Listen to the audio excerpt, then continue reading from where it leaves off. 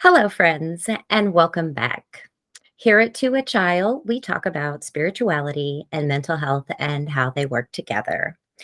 My name is Charmaine, and today I have a special co host. Her name is Carrie. Carrie, would you like to introduce yourself? Oh, hi there. This is Carrie Genzel, and I am an actor and mental health advocate. Gosh, those two go hand in hand, let me tell you.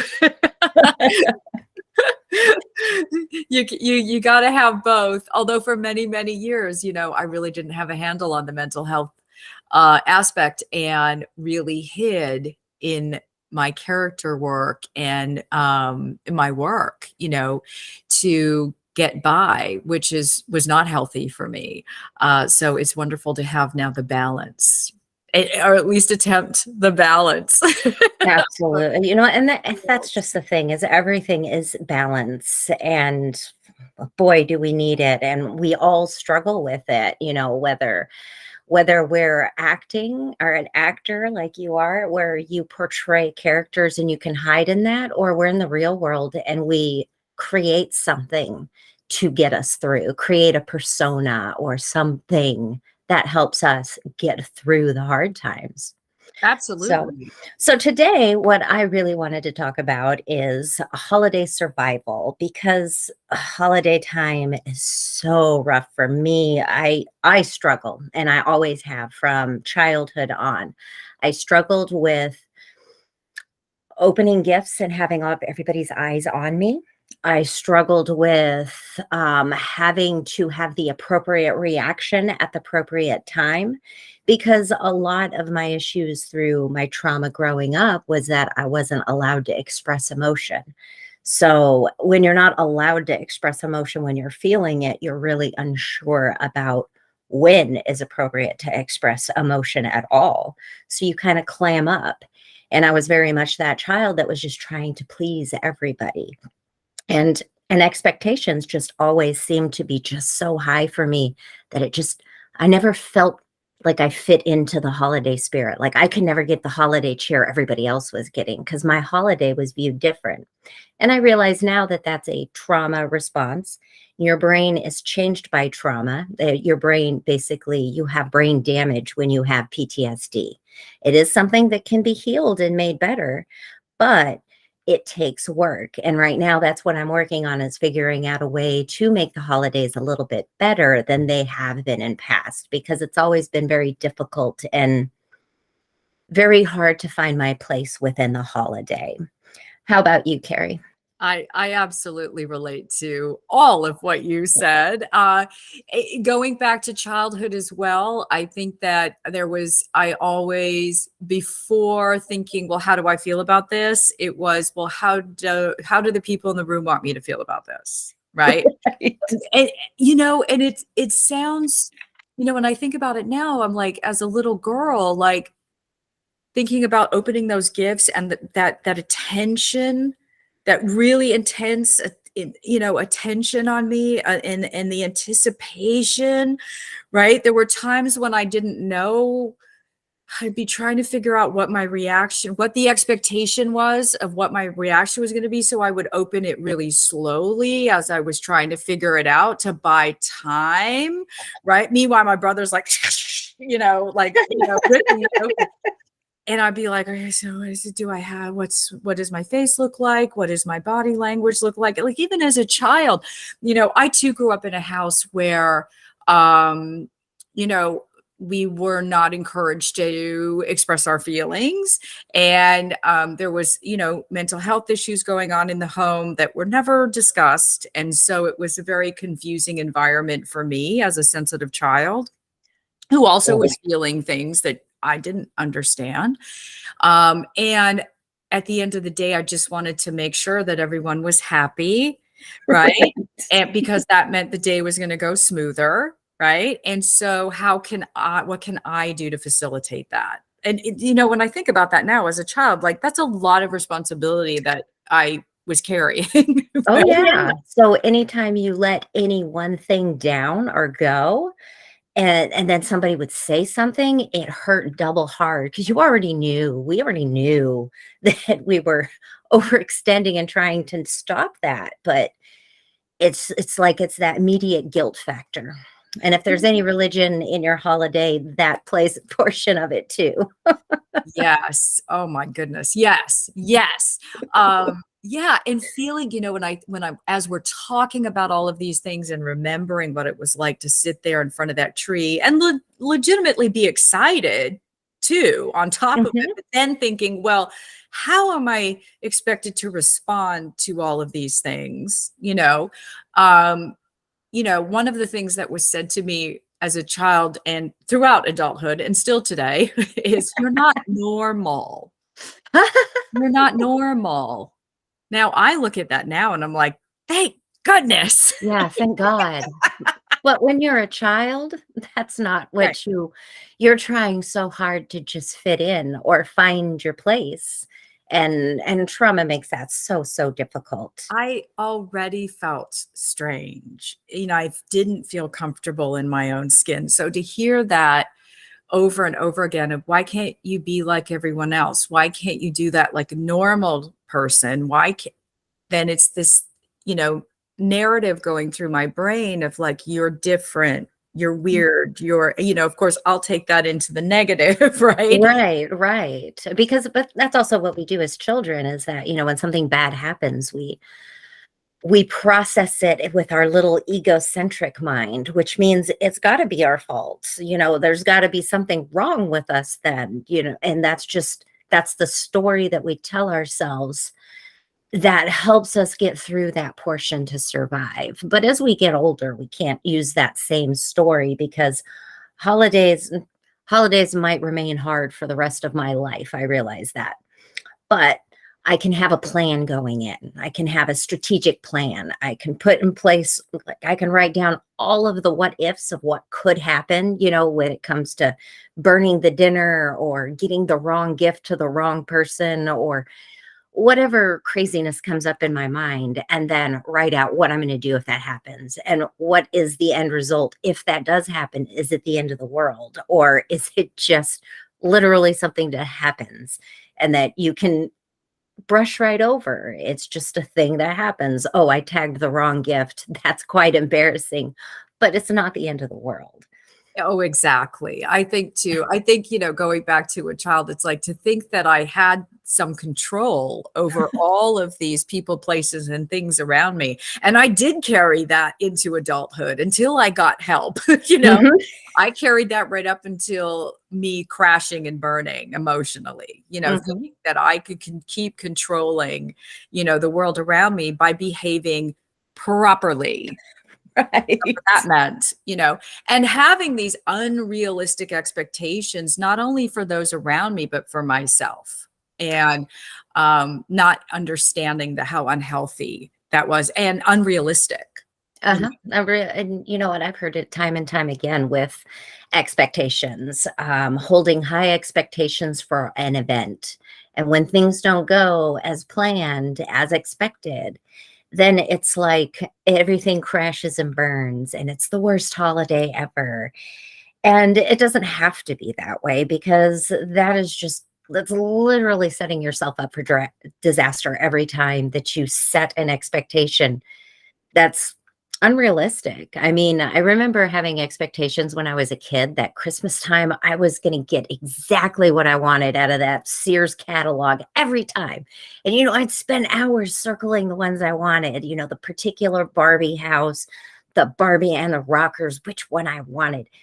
And you know what? Sometimes I did not get exactly what I pictured. I remember when I wanted the dream Barbie house, I got kind of like the cardboard two-story, three-story, with the little pull elevator, which I made do with, but it wasn't what I really, really wanted. And I think I remember feeling that pressure of, oh, this isn't what I wanted. Oh gosh, maybe I'm supposed to, yay. And thinking back, as a kid, we just don't know. And we're supposed to look to our parents for guidance there. And I didn't really have any other than a really super excited mother and a kind of not there stepfather that I didn't want to piss off or anything because that's where my trauma played out.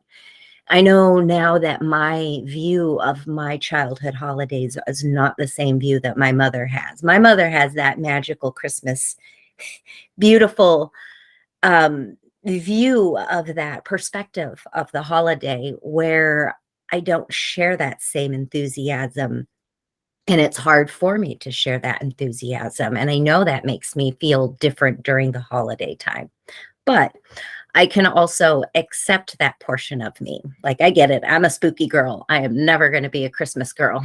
That's okay, though, because I can spook up a skeleton just as well. I can put a hat on that and be just as happy. Absolutely. And I think finding your love for your abnormalities, or those things that people called you weird for over your life. You know, the fact that I'd be in a book and I loved to throw myself into a story that was not my own. And I love to create stories that weren't my own, so that they weren't my own. And it was just like, that's how I kind of processed my childhood. As I came into an adult, now I use artwork to do the same thing, less writing. But I also am realizing that my hands eventually are going to give way, and I'll have to find a new place to, what is that called when you're working on something, Holly? Words, Charmaine, words. To create and as an outlet. Yes. Yes.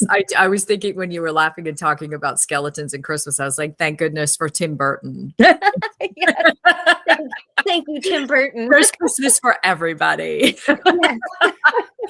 You know, and I think too, it's that one of the biggest things, I think, for me, I would, for many, many, many, many years, I would say, I don't like holidays. I don't like any holidays. I don't like a day where I'm told I have to look a certain way and feel a certain way. And that I have to do something on that particular day, because it doesn't mean anything if we all are expected to do it. It means something if someone does something wonderful for someone on any other random day, right? To me, that means much more than, hi, I bought you this gift because that was the expectation. But it's also about learning as a healthier adult, that my holiday doesn't have to look like your holiday. It doesn't have to look like whatever the expectations are around me. My holiday can be whatever works for me, or cannot be celebrated or acknowledged at all if that works for me that year, right? And what works for me one year may be different the next year, you know, and that's okay. It's about really acknowledging where I am, right, in my life at this time, and what I am okay to do. What is it that I want to do? Do I want to celebrate? Do I want to do something really different and be silly and goofy and just go all out and see what that feels like? Or do I really want to play low key or not acknowledge it and go for a hike? Because I've done all of those things. I've done all of those things. And I think that, like, you know, at 35, I had a huge I was at that crossroads where I had to make a decision of, am I going to continue to do what I'm doing and not be true to myself? Or am I going to seek help and figure out who the heck that person really is? Because I didn't know. I lived my whole life, you know, whether I was on set or not, acting, pretending, being who I thought you wanted me to be. And it was different depending on the person I was speaking to. And it was a lot to juggle, right? But I never asked myself, what is it that you want? Who are you? You know, and when I was asked to do that at 35 years old, there was a blank page in front of me with a question mark, because I did not know, right? And so I set out to figure out who I was. And it was a little scary, but I really chose to lean into the excitement of it. Right. You know, we're going to look at this like a really exciting adventure, right? This is the adventure of a lifetime, right? Who the heck are you and what do you want to do, right? And I really had to challenge myself to look at holidays that way, because I had these negative memories that you know, the butterflies in the pit of my stomach of like, oh, here we go, right? here we go, all the expectation, like mom might be disappointed and I don't want to disappoint her. And like, and there's so much that goes into it. And, just in terms of family dynamics and friends, but then you get into the whole commercial aspect where, Oh, Lord, yeah. with finances and is the gift expensive enough or big Right. enough? And they gave us this last year, so now we have to do that. Like all of this stuff which to me has nothing to do with the holiday spirit. Nope. Right? Nope. At Right. all. And it should be love, right? It should be all about love and kindness and spreading that, and not the commercial aspect of it. So, like your gift, that gifts to me, that's another thing. When somebody gets you a gift that has nothing to do with you, like, they get you a gift card to a place that you don't even go to, you don't normally shop, say like, I don't go to Old Navy, I get an Old Navy gift card. I'd be like, where is an Old Navy? Do I even have one? It's Right. it's those things, especially when maybe you're the type of person that is over thoughtful, because being an empathetic person, I tend to go above and beyond when it goes gift giving. I think about comfort items. I think about the person I'm giving to. Maybe they're not into anything really, then that's easy. It's cash, it's booze, usually sometimes drugs. It's whatever it floats their boat. But that's what I give to them, because I know that's what they're going to use. But if it's like a close friend of mine, I feel like it needs to be a more personal gift, maybe something that I've handmade or specially selected just for them, not like a random gift card. And sometimes, people let you down, and that's one of those expectations near the holidays that'll get you into trouble, is expecting the gifts to be a certain way. Expecting the person you're giving the gift to go, oh wow, this is amazing, because they may not like to open gifts in front of people as well, and they may be having their own internal little "don't look at me" while you're staring there going, yes, open my gift, because I do that. I don't want anybody to watch me, but I'm going to stare the heck out of you while you're opening my gift, because I got to see what you look like. So I understand that there's a balance and a dynamic there that I have had off for years. And, it is literally making the holiday your own, deciding that, I do not have to let the past dictate how I feel about the holiday here in the now. In the now, I should be excited about whatever it is that I'm excited about. And lately, what I've been excited about is just being a loving human and doing for those people that help me out and do for me, showing them how much I care, because I think that's what's important, especially when there's so much around us, including COVID, that has taken so many people from us. Yeah, absolutely. That's so funny. I just so relate to everything that you're saying. Um, and I think, with gift giving again, and leaning into expectations, I think that, I really try to look at gift giving like I do with giving anything, whether it be my time or advice or friendship, is to really look at what you're capable of and willing to give, right? Mhm. And do that for the right reasons, because you'd Right. like to do something nice, right? Mhm. It is your choice to do that. Not because you feel like you should, or you feel obligated, or Mhm. you're trying to look good in front of other people or Right. get credit for something, which these are all things that we've all done, Oh, right? yeah, there's been times I've given a gift to get a return. I was looking for that return, and if I Yeah. wasn't getting that return, I was a little bit upset about this. Absolutely. And when you do something with not the right intention, we're Mhm. setting ourselves up for resentment. Oh gosh, for sure, and there's been plenty of times that I have fallen into resentment patterns with friends, with relatives, that, I really had to step outside of and look and see into myself and go, "Okay, why?" is it because I am disrespecting myself in this moment by giving too much of myself and not keeping enough for me? And it's usually about the time that I'm sitting there with my cup going, oh, there's nothing in it left to pour, and I'm still trying to pour everywhere. And it's really just making sure that I have a really strong boundary with myself, right? That I'm only going to give of myself if I'm not expecting anything in return. But if I'm expecting some sort of gain emotionally or otherwise from what I'm doing, then it might not be worth what I'm doing. That maybe that's something I can set aside and not have to worry about because it's costing too much. We pay our attention is our payment, and what we pay attention to really creates the life around us. So we need to pay attention to a lot of more of the positive things and loving things in life instead of the lack mentality and the negative things in life.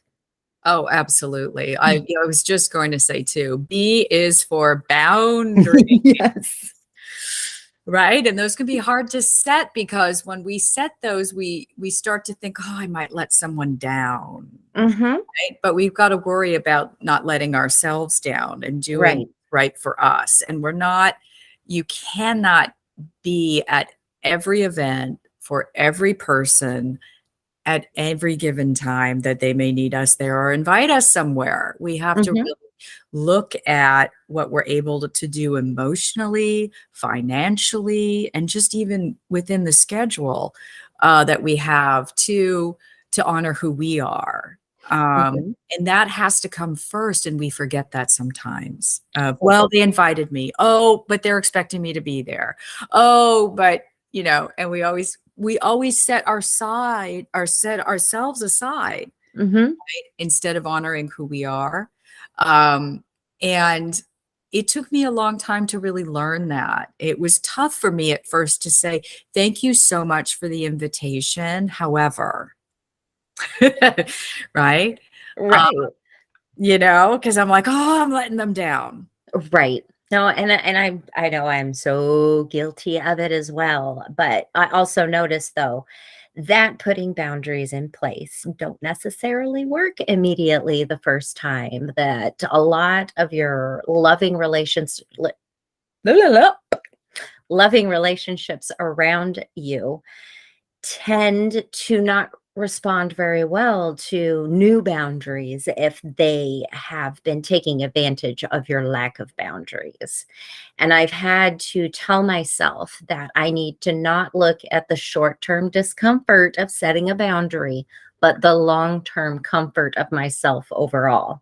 I would love to go to every event that everybody wants me to come to. I have quite a few friends that want me to come here or go there or visit here. And yeah, I'd love to do them all. But the fact of the matter is, I'm just a little disabled veteran over here that doesn't have a whole lot of income coming in. So, I have to decide what I can be available for. And there are things that I need to be available for me to nourish my soul, whereas I can't be nourishing to everybody else. I appreciate all of the offers and I appreciate all the loving invites to things. It's just that I can't always make them. And it isn't any fault to them. It isn't because I hate them.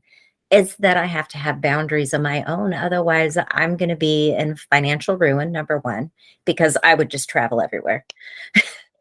And I'd have a million credit cards and they'd all be charged up. And as it is, they're kind of charged up. So, and it is, it's like you don't want to not be there, but sometimes you have to choose what you can be available for and what you can't be available for.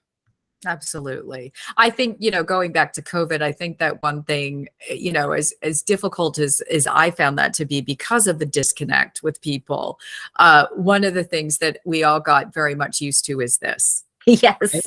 And so if we're not able to be somewhere physically for various reasons, we're all now very used to having these kinds of interactions where we get to at least see each other and Mhm. share a moment. And I've done things where they've put the laptop on the, on the dinner table, and Right. I'm there having my own dinner. Hey, we're having turkey. Right. And it's not the same, but it is a compromise and it works in a pinch. Right. Right. And then everybody feels like they got something. Right. Right. Right. I definitely hear you on the boundaries, and that sometimes it takes time. I've experienced that myself. And sometimes that can cause us to waver because we feel like, well, it didn't work, or I don't know, I'm not doing it I right. tried it once and it didn't work. Yeah, but it does take time, because especially if this is a behavior that relationship has been, set on for many, many, many, many years. And with family, it's always harder to change, right? Yes.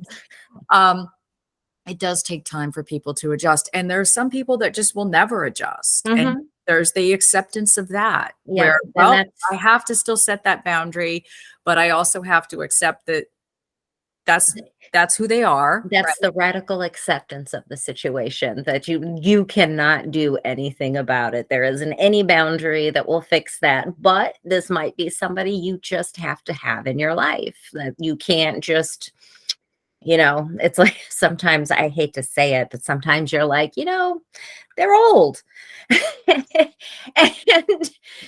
as true as that might be in the moment, and I always, those are the things I go, oh damn, Charmaine, you're going to hell.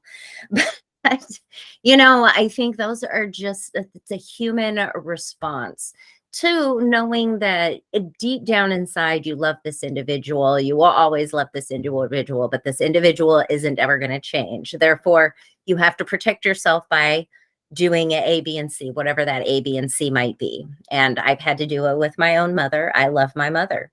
I love her. She gave birth to me. She is a very strong woman. However, some of her things I don't love. And you know what? That's okay, because, it doesn't mean I love my mother any less. Just because I got angry with her about a situation in life doesn't mean that I love her any less. I mean, I got angry because I do love her. And that love hasn't changed. I still love my mother. We just don't talk that much anymore. And we have to rebuild a relationship to where we can talk again. But until we are face to face and able to do that, it's just not going to happen. And that's okay. I can move forward knowing that in the future, I could have that relationship again. Holidays could maybe change for me again then. But for now, I'm finding my place in the holiday where I kind of want to be, where I can be. I make sure I check in with myself regularly, usually either with HALT, which is hungry, angry, lonely, tired, or please, which is a little bit intense, more intense than HALT. HALT is the simple way. Please is the more extreme, where it's a physical illness, balanced eating, avoiding mood altering drugs, sleep balance, and getting exercise. Because I'll be the first one to admit, it's usually at the holiday time that I fall off my medication somewhere. And on day 2, I'm going, why is everything so hard? And it's usually because I've fallen off my medication. I can't not do that. I am bipolar. So that is a very important part of my healthy regime through the holiday, is making sure I'm watching those pill timers that I'm taking each day. And if I miss one, I make sure I remember, okay, I missed one. That's okay. Get right back on the train, because it doesn't work very long without the meds. No, absolutely. It's like another word that's coming up is we're talking self-care. Yes. Right? And self-care is not selfish. Mm-mm, You said mm-mm. that, is exactly that. The holidays, oh my gosh, you talk about, making sure that you're sleeping and eating properly and all of those things, for the alcohol consumption, like everything is at an extreme, right? Mhm. And Yes. that leaves us feeling worse, right? Right, because we So beat ourselves up. we're eating too much sugar and we're eating too much, it's just everywhere you go, it's sweets and chocolate and eggnog, and it's like, no wonder we all feel out of sorts, right? It's Mhm. like, and so it's remembering that, too. It's like, I need, especially like we're rolling into the holidays, it's chaotic, nothing's normal, No. right? It's, No. we all live in like Willy Wonka's, chocolate factory, Yes. right? And it's important to make sure that we're getting those things that we need every day, because Mhm. like I say all the time to people is that, my medicine may not be in pill form. It may be in getting rest, eating well, exercising, right? Connecting Mhm. with other people, getting out in nature. Like these are all things as well that I need to do every day to make sure that I am mentally and physically, my best. I love It's that. That's perfect because it right. really is. You have to be able to connect with the outdoors. The outdoors is the fastest way to get that dopamine start producing in your head. Just taking a walk and enjoying nature in the moment while you're there without trying to judge everything that's happening in nature. I find that when I step out into nature, I'm less judgmental than if I step into Walmart. Well, I can see that. But I use those opportunities like I love to walk and just it's like a walking meditation for me. And I try to really, I put my phone, I leave it in the car, right? Or I put it in my pocket and put it on mute and really try to walk through with the intent of what am I seeing? What am I smelling? What am I feeling? Being in the moment, right? I'm walking, okay, I'm seeing this, and just really being grateful, like trying to walk through with a grateful heart of, gosh, and reminding myself that in this moment, right here, right now, I'm okay. And I'm still okay. Amen to that. I'm still okay. Remind myself that because, I used to get really bad anxiety attacks, and it's very, very, very, very rare that it happens now. But I would have to breathe, right? And Mhm. remind myself, you're okay. And um, breathing is such a great, gosh, it's something that you would think we wouldn't forget. But lo and behold, when I get stressed out, I start breathing really shallow, Mhm. and my brain starts racing, right? Uh-huh. I start shaking and I'm like, what's wrong? But I'm not breathing. And one thing that I used a lot, and I still do sometimes, is I, put a hand on my heart and a hand on my stomach, right? Mhm. And I Yep, yep. focus on moving the hand on my heart, right? On my Mhm. chest, right? So if this is moving, this hand up here, that means I'm breathing in properly. Because if Right. I'm breathing shallow, it's just the stomach's moving, right? It's like, Mhm. right? We want to feel the whole thing and practice that of like 1, 2, 3. I started like with 3 and then I'd go to 4 counts and I would see if I could build that, right? But what that did is it slows down this, Mhm. right? It grounds me. I can hear my breath and it gets everything just back to calm. I Right. learned too, like in early on in my recovery, and I still do this. I started sleeping with earplugs in Mhm. because I could hear my breath. It was like amplified, right? Right. And I Uh-huh. could hear it, and I still sleep. This is now almost 18 years later. I still sleep with earplugs in because I got used to that Mhm. of like, as I'm laying there, no matter what's going on in the day, I focus on listening to my own breath, Mhm. and I remember that, and it grounds me. Mhm. You You know know? what? You said like 3 things now that I was like, "Yes," and then, "Oh, yes, that's it too." When you said gratitude, practicing gratitude, that I think is one of those things is realizing that like right now, I'm not where I was in the height of my trauma or the collapse of my marriage or any of those terrible places that I've been along the way. That I'm grateful for where I am now. I'm grateful for the home I have. I'm grateful for the life that I'm building. But that also means I need to build it too. And then I think the other thing you said, well, okay, now I'm going to say grounding, grounding, and then square breathing. Grounding, most definitely. That is one of the biggest skills that I lean on for my holiday survival is grounding, because it was one of the first things I learned in seeking safety, the very beginning of my 12-year, oh, it's getting more than 12 years now, process of therapy learning that grounding was the first thing I connected with and the first thing that I was able to do to calm myself down. And then as now that I've been in therapy for 12 years, I realized that had I never actually started practicing meditation, practicing square breathing when I wasn't triggered and over emotional or my emotions hadn't flying off a hook yet. So if I could practice it then, I'm more likely to be able to call that when I am triggered, because it isn't going to be the first thing on my mind to square breathe or to ground or to think of gratitude. None of that is the first thing. First thing is usually, oh Lord, there's a problem. What am I going to do? What am I going to do? Panic. It's like a Right. bunch of little Charmaines inside my head running around going, fire, Right. fire, Yeah. fire. And there's no fire.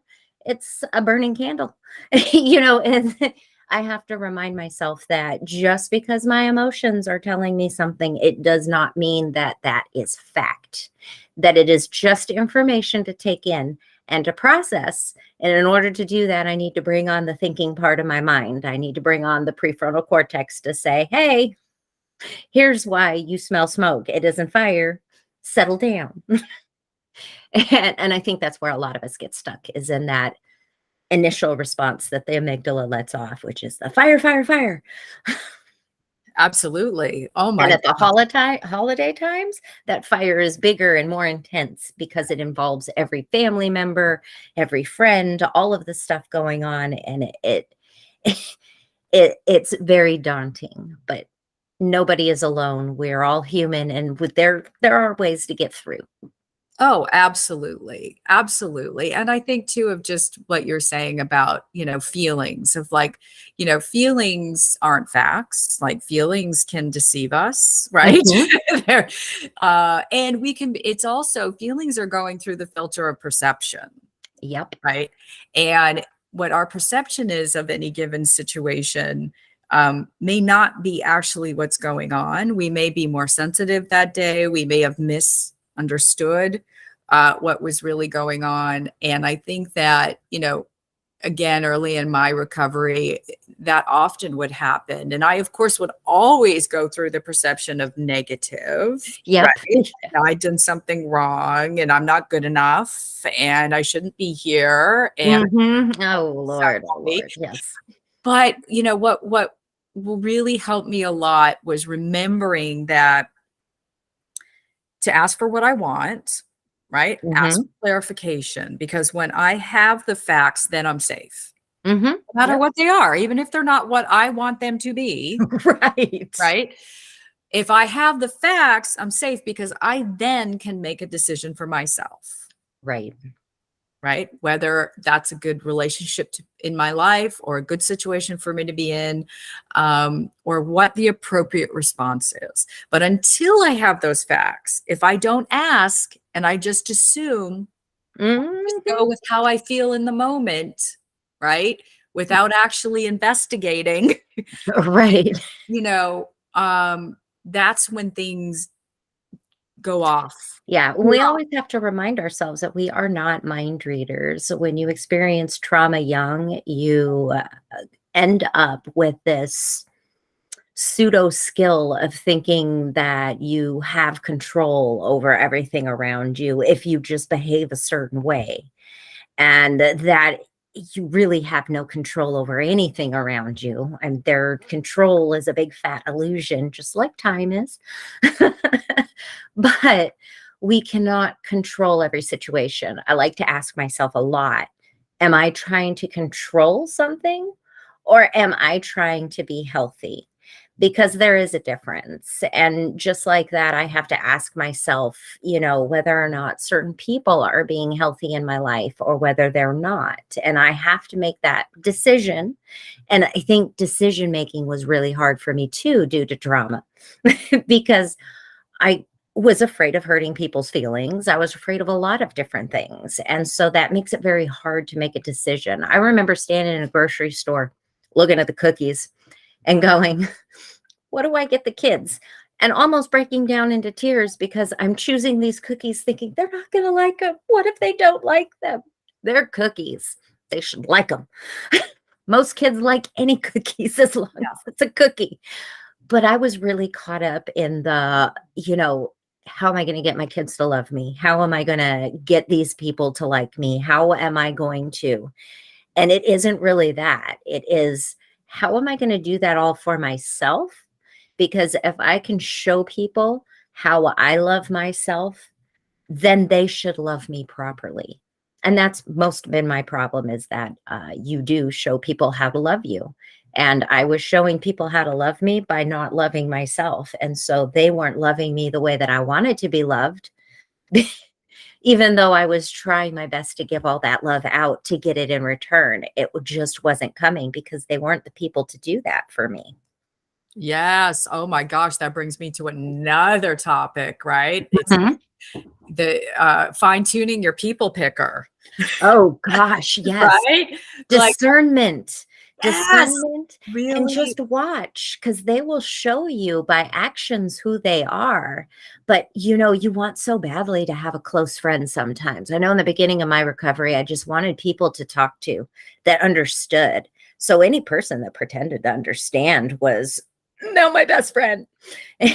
And then all of a sudden they would hurt me and I would be like, but they loved me and I loved them. And you know what? They're just never going to love you the way that you love. That's the way that you love is unique to you, no matter what.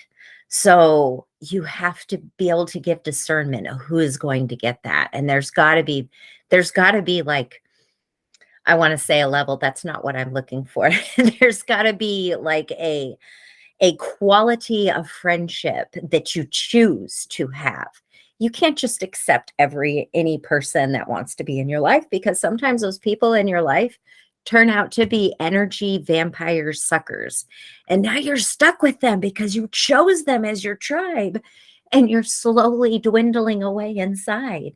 And the only way to get rid of that is to set up that boundary. And you know what? Sometimes that pushes them away.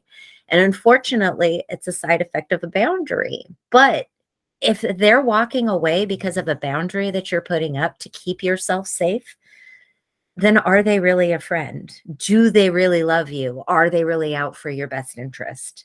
Because if they're willing to walk away like that, let them. Let them, don't chase them. Yep. I totally agree with that. And oh my gosh, yes, the energy vampires. Oh, there's, those people too that will hold you hostage. It's like, oh my gosh. I really had to look at that too, in terms of the people that, that I was choosing to be in my life. And certainly before I was in recovery, I looked back at those friendships, and some of those friendships have remained, but a lot of those friendships I made for other reasons, because I wanted to feel a certain way or look a certain way, or I wanted to make, wanted to make somebody happy, or, well, I've been friends with them since 4th grade, like, I'm sorry, we didn't sign a life pact like together for the rest of time. Well, I think I did sign a life pact with my last co-host, who was a 25-year friend, but she made me. It was like, I think a pinky promise or something, that I had to burn a bay leaf for forever friendship. Like, there was a whole ceremony that she will never forget, and she will hold me hostage with till the day I die. Bless her heart. I love her. That's hilarious. Yeah, it does. It goes again, it goes back to boundaries. It goes about picking the right people, and it goes back to expectations, right? Mhm. And there are times when I had to learn this in recovery, somebody's asking me to do something and I'm just not able to do that. Maybe it's an emotional thing or a scheduling thing, or I'm just in that moment not capable of doing that. Mhm. And I had to learn to say, no, Mhm. I And can't it's do so that, scary. right? No, I'm sorry, I can't do that. And that was the most terrifying thing in the world for me to say at first. But it's the most powerful thing that we can say at times if it's true to who we are in that moment, to say, I'm sorry, I'm not able to be there, you know? Mm. And I think too, just finding and not having to explain yourself, right? Gosh, that's a big one, yeah. Because if someone does truly care about you and knows you, they shouldn't need an explanation. They'll probably know why you're declining. Mhm. If they do, then it's a discussion, right? And it's an Mhm. opportunity for maybe them to get to know you better or in a different way, because maybe there is something about you that just hasn't come up yet, or they Mhm. haven't seen it. Um, but there's everything is always an opportunity to learn more about someone else or to strengthen that friendship in a different way. And I think Mhm. that the more that I've been open about mental health and my struggles and my journey, there had been people in my life for 10, 12 years that came forward, and we had discussions we'd never had Mhm. because I had never disclosed everything that was going on with me. When people would ask how I was, Right. I'd go, I'm fine. You're right. Right. Meanwhile, the whole house was falling down behind me The whole and on house is burning. fire. I'm fine. Yeah, I got I'm my totally, coffee. I'm fine. totally fine. How are you? You know, and when I like ripped the Band-Aid off and was like, here I am, this is what's going on. As terrifying as that was, it was so liberating and it was so wonderful because what I found was just an abundance of support and Mhm. understanding. And in relationships that got better, Mhm. and I look at, my relationship today with my mom, for instance, is so much better than I ever could have imagined it to be. Is it ideally what I would love it to be? No.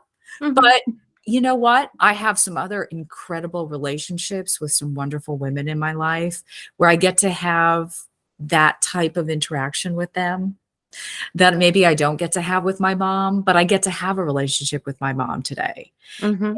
And and that's really a gift of the changes I've made, right? Mhm. So that's another thing too in regards to expectations of like, I need to focus on myself and being my best self and making the best decisions for myself. When I do that, there's a ripple effect Mhm. that goes out in my circle and beyond that I'm not even aware of, right? And within that circle, those relationships start to change and shift. And I can tell you from my experience with my mom is that when I started to make the right decisions for myself and my mental health, you know, those conversations that I was having with my mom shifted. Mhm. And I no longer engaged with her Mhm. in unhealthy ways, right? And Yeah. instead of engaging like I always did, I'd say, you know what, mom, I love you. I've got to go. Mhm. Right? The first time I was able to do that was probably it still makes me emotional because I remember how I felt walking out Mhm. the door and shutting the door and going, "Holy smokes, I just broke the pattern." Right. Right? And I felt literally like a superhero. Like, just was like, "Holy smokes." I think that, it's that illusion when we're in it that things will always be exactly as they are, and they Mhm. will never get better, and they will never change. And that's 100% true if we don't change, Right. right? But we Right. So actually do have the power to make changes, it's right? like just because we're upset at somebody for not doing this different, treating me different. Well, me being upset again and again proves that I'm not changing anything in my life, which means, like, who has ultimately the power? I do. And this driver's seat, I have the power. It's like, it's just remembering that choice is everything. And there are more choices than what our very small, narrow picture might be seeing. And that's what trauma does to us, is it shows us a very narrow view of a picture instead of having a whole big picture.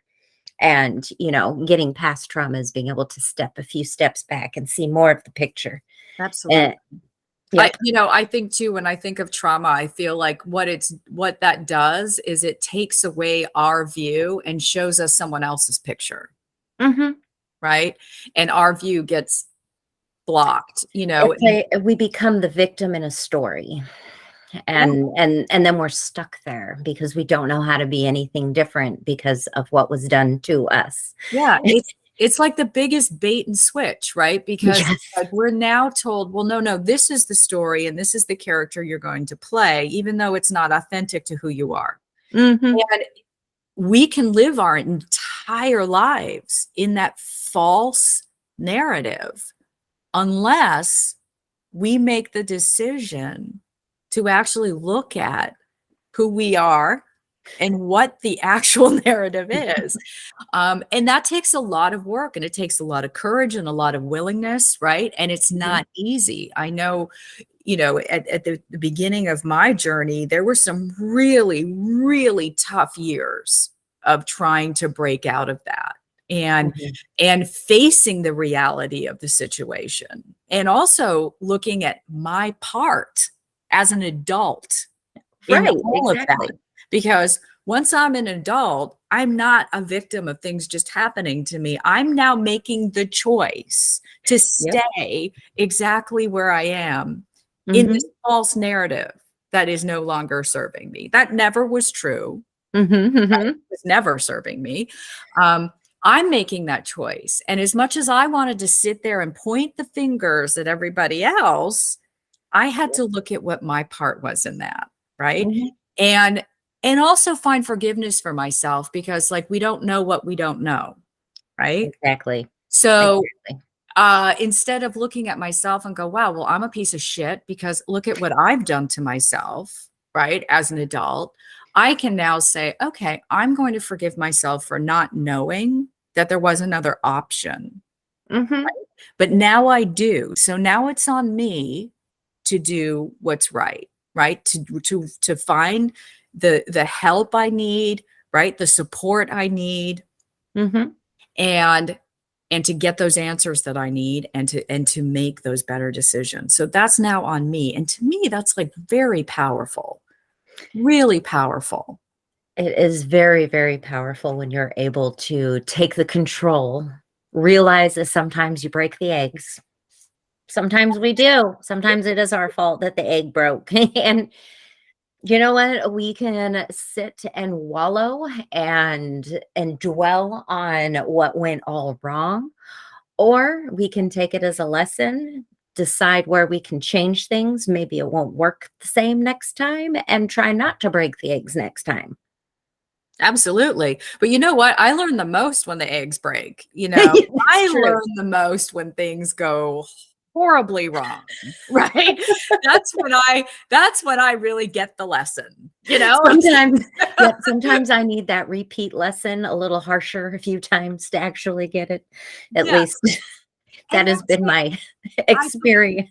if we all got it right the first time, like, Then you life would be a cakewalk. There know, would be a lot more people that are millionaires and all that other jazz. But, I variety is the spice of life too. and, the way that I'm wired, I gotta fall down several times and really remember how much it hurt, right? And be like, "I don't wanna do that again."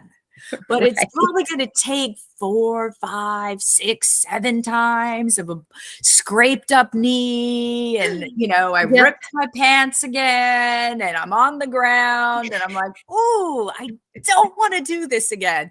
So that the next time I'm walking down the street and the same scenario happens, I go, "Oh, oh, wait a sec. I'm going to make a different decision. I think I should change something here. I Yes, think I this don't is the want to spot. go. Yes.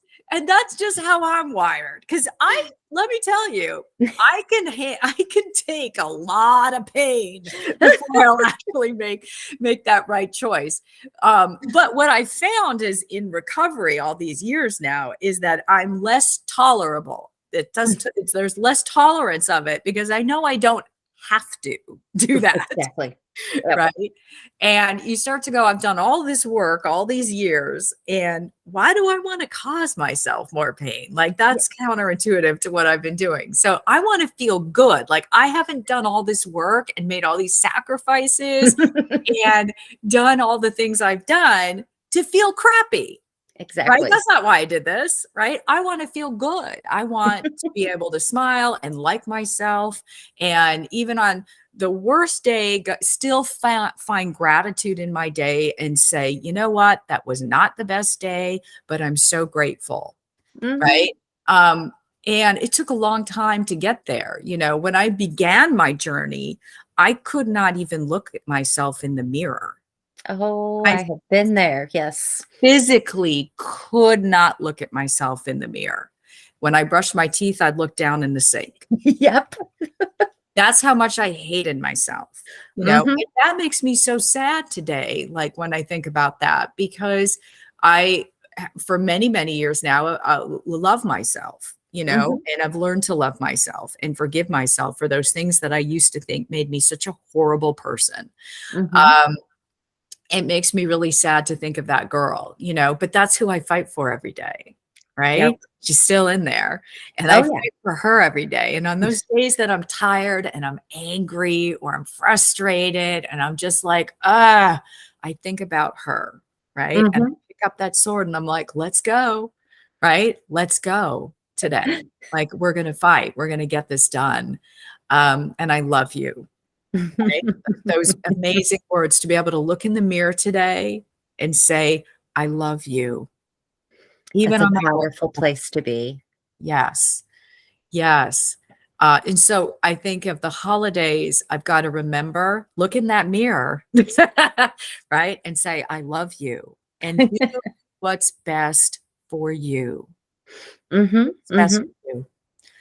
And that is a perfect way to put how to survive the holiday. It's really all comes down to finding that love for yourself and that compassion for yourself, giving up those expectations, and just remembering that the love that you give yourself is what you're shining out to the world. And that's what they're going to see. They're not going to see you depleting yourself during the holidays and becoming so tired and drained. And, now when you talk to people, all you talk about is how you just don't have any energy for anything, but they still want you to do things.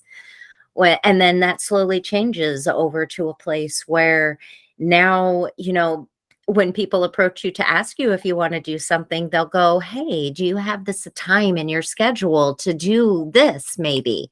And they're not coming at you telling you you need to do this because you've set in place an emotion that the type of love that you want to receive from people is that you just want them to respect your time too, because your time is very essential to you. Some of us take more self-care than others. I know that I can go to an event and work a large event, but I also know I'm probably going to need a week to plug in afterwards and just have quiet and no stress because I have to get myself right again, back to my normal life, because going to events is such a big, large energy thing that when I come back, I need to recharge. I need to sit on the charging cradle for quite a while and get myself charged back up to where I have energy to give again, because usually I go all out on those weekends and deplete myself. But I know I'm doing it knowing I'm taking a break afterwards. Right. Right. And that's it too. It's just, it is all about finding that balance, and it can be difficult, but it's about knowing that you do have to take those times to ground yourself again and to put yourself on the charging cradle. That's such a great visual. Plug yourself in, plug yourself in. And knowing that like whatever, you know, that everybody's idea of the holidays is different, right? And yours is perfect for you. It doesn't have to look like everybody else's. It does not have to look like a Norman Rockwell painting, right? It can look like whatever you want it to be, or it can, you know, and that's what you'll get the most out of because it's authentic to who you are. And there are lots of people that are into so many things. You can find someone out there that has that same idea that you do, and to do something with, you know. It really is about embodying the spirit of the holiday. And I think that that's what's most important. And to me, that is about love. It is about giving, but not to complete like empty tank, like I got nothing left, but sharing what you can, and maybe making someone's day a little brighter. Yep. You know? Ultimately, kindness Kindness to yourself and others. Yes. And that's the gift you can give to yourself. So I think it's, go ahead. No, go ahead. Finish your thought. I think that, you know, it really starts with self-care and how we behave during these times that are stressful really shows people how to treat us. We are the example, right, for the world. And it starts with us, right? And when we do that and we honor ourselves, things become much more manageable and much more clear as to what the next right thing is to do.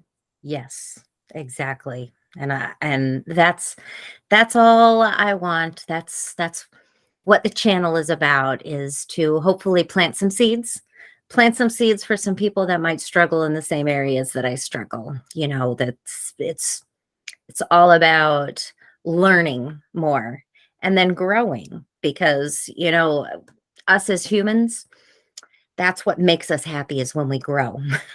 If we become stagnant, usually we lose our happiness and it becomes mundane. Now, there's always going to be mundane in life, but it shouldn't be mundane all the time. And if you find yourself in the mundane kind of trapped, then maybe it's growth that is needed, which might just be a change in a habit, a change in a behavior. And I do want to add here that for those out there that do struggle with the holiday times, and I have had to use this myself, that there is a new crisis number, and it is just 988. Much easier to remember when you are in crisis. A popular view of this crisis line is that if you call them, they're going to send an ambulance to take you away, or a cop to take you away. And that is not the case. They're just there for guidance and to kind of talk you through what you need to be thinking about when you are in crisis. It isn't just for suicide thoughts only, it's for any life crisis. And I have called on several occasions. They have wanted me to go to the emergency room before, and I did check myself when they did suggest it. I just did not do it on their timetable. So it's not like they're going to send somebody to get you unless they feel that you are in danger. But they are there to help you, to at least put some ideas in your head that maybe aren't so negative, that maybe get you thinking through the problem solving of the crisis that you're in. And it is very helpful. Yes, I love that they really simplified it with the 3 digits. I think that makes it much easier. And I think that, you know, for me, when in the past, when I've been in crisis, the not sharing with anybody is what escalated things. You know, many times once we're able to actually connect with someone and say what we're thinking out loud, it de-escalates, right? What's going on. Because we can hear it. And if we hear it, we can process it a little bit better. Absolutely. Yes. And it's like, you know, it's those things that we keep as secrets that we don't tell people, that grow and start to control right? Us Mhm. and our thoughts. Once we say them out loud, they're out, right? Mhm. No matter what it is, right? And I know for myself, the moment I say it out loud, it's like it's like this weight lifted off of me. And so Exactly. I think it's wonderful to know that whether it's, on the phone or text message, whatever is easiest or works best, that there's somebody there. You're not alone. There is somebody there, and they're there to listen. And Mhm. um, sometimes it's just that conversation that sets us back on the right path, Mhm. gets us going. Sometimes it's just one simple thing that they suggest that you go, "Oh, light bulb moment.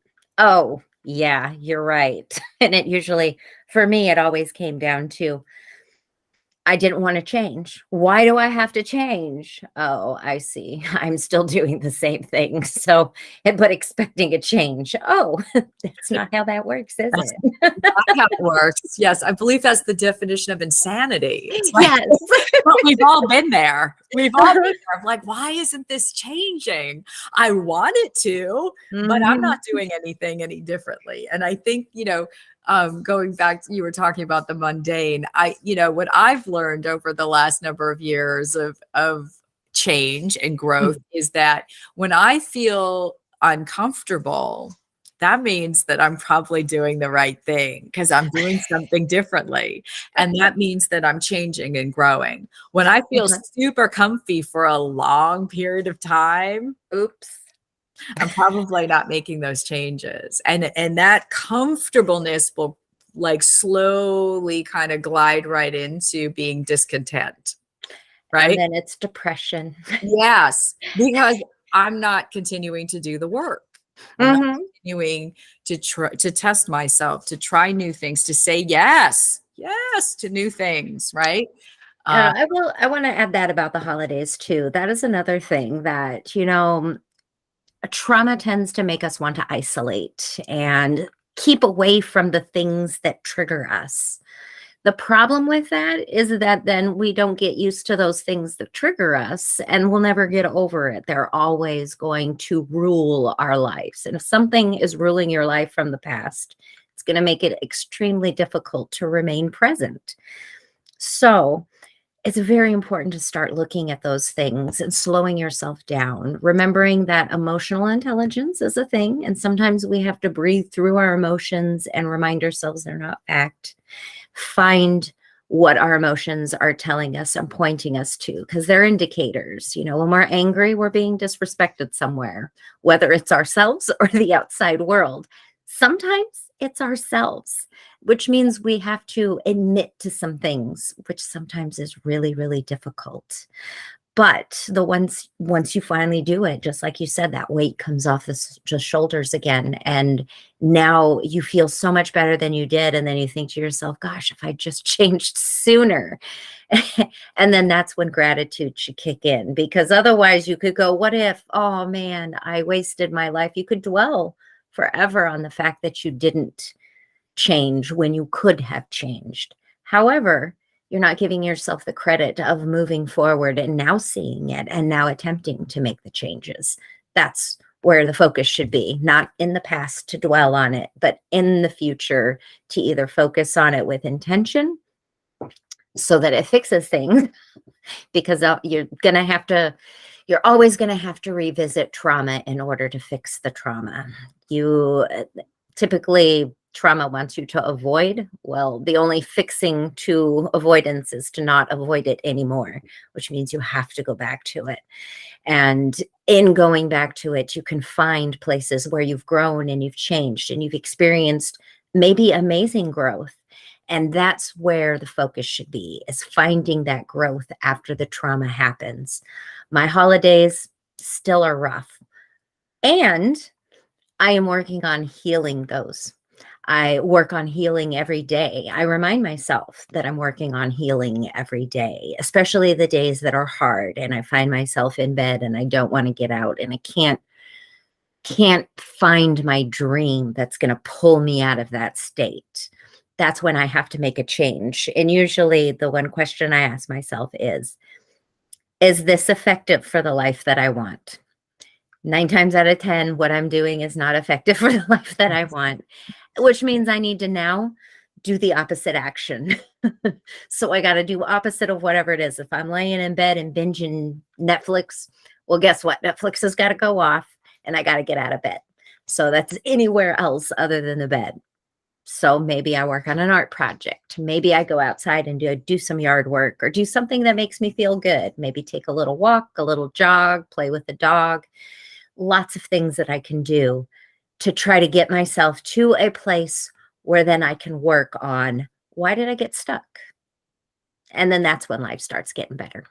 Absolutely. Contrary action. Here's what I want to do. Here's what I should do. Yep. Right. And you know what? Sometimes all I want to do is lay in bed. I have to ask myself, well, is there moderation here? Sometimes the moderation is I set an alarm and I allow myself to lay in bed all cozy for an hour and binge watch a show. And then once that hour timer goes off, guess what? Now I got to go do something productive. Maybe it's I get to pay bills. Maybe it's I'm taking the garbage out or doing the dishes. Maybe I'm just getting up and having a cup of coffee that's mindful in the other room. But it doesn't have to be anything extravagant because I No. don't really have a whole lot of extravagance in my life. So I do. My life is filled with mundane, but there is magic in the mundane if you find it. My Absolutely. coffee to me is like my sacred moment. It's my, this is delicious. I'm going to wake up now. I'm getting my brain work. It's a good time for me. Dishes, washing dishes. I used to hate washing dishes. I didn't have a dishwasher. Now I have a dishwasher and I don't even use it because I wash my dishes by hand. My dishes are cute and they're kitschy. So when I see them and I'm like, oh, this is my cherry bowl. It's so cute. You know, I wash my dishes and I enjoy the dishes that I'm washing while I'm washing them. But it was literally finding ways to put magic in the mundane things that I do so that my life isn't totally mundane, because otherwise sometimes it could get a little mundane. I do live alone and I don't do a whole lot on the regular. So, you know, I have to make sure that when somebody invites me out of the house, especially at the holiday time, because holiday time I go, ooh, I don't know if I want to go. I tell myself now I must commit to at least 2 functions during the holiday time to keep myself out in public and meeting people. But I don't go beyond that because I know I need time to recharge from being around people. I get around people and I feel like sometimes their emotions rub off on me. And then I need to separate myself, my own emotions from all of the stuff I was exposed to. And that's kind of like the recharging period. So I realize that holidays are just stressful and I'm going to limit myself to those 2 things. And then, you know, once I've decided what 2 things I'm doing, then I have to tell everybody else, no, I'm sorry. I have other engagements. I may not have other engagements that day, but I have other engagements that are taking my energy. Yes. Oh, absolutely. And that's all you need to say. I think, you know, when I started going and saying yes to certain things in my life early in my recovery, the most important part of that was having a game plan going in. Mhm. I'm going to get there. An exit strategy. Exit That's strategy. what I called it. And usually it was, okay, I'm going to get there early and leave early, right? Going to get there early, right? When there's not as many people so that I can go talk to the host, right? Hi, Do thank the you things for you need to inviting do. me, right? You sort of make the rounds. And if the moment it became overwhelming, you know, and being very honest with myself about that too, and not just looking for that quick exit, right? Of, Right. gotta go, right? You know, challenging myself, but the moment it got a little overwhelming or a little loud, or, you know, there's always that time also, especially with the holidays, where everything kind of starts to turn when people start slurring more, When repeating the alcohol sets in. Yeah. you start repeating the same stories, and I'm like, oh, this is that Oh, time. This is look that at the time. time. Yes. And then I would leave, and then I would be like, okay, I did it. Right. But without having a plan, you know, make sure I had something to eat before. So I'm not going in Yeah. hungry, not knowing what food is going to be served. And then I'm running around going, I can't eat any of this. Right. It's like, you know, so preparing. right? Mhm. Going in with a plan. And that helped me a lot. I also, if I was feeling a little anxious about being somewhere, but felt like I should go, having a kind of a text buddy, Yep, right? yep. And so if I was getting a little anxious or whatever, I could excuse myself, sit in the restroom and be like, "Woo, okay," right? You need to Think, text me in about 5 minutes, or I'm and you're sitting. gonna tell me there's an emergency and I gotta come Well, home right away. no, And I'm gonna go, "Oh I my would, god."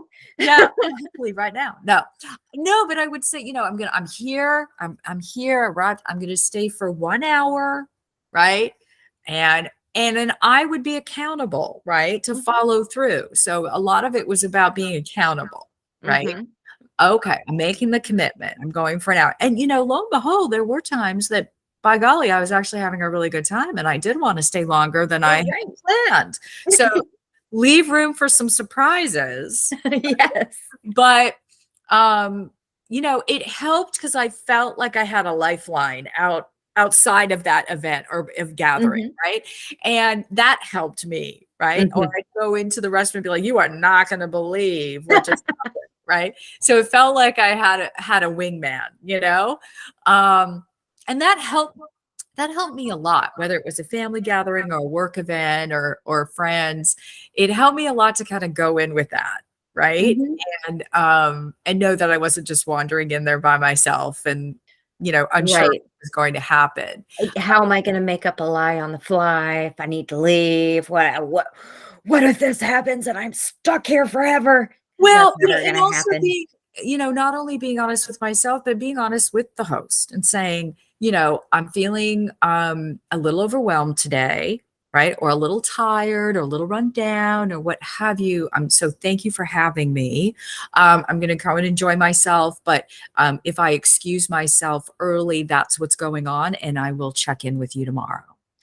And, I think that is one of the biggest things around the holidays. It's just communication. As Yes. long as you're communicating genuinely what is going on with you, because people can tell when you're not genuine about what's going on with you. They just can.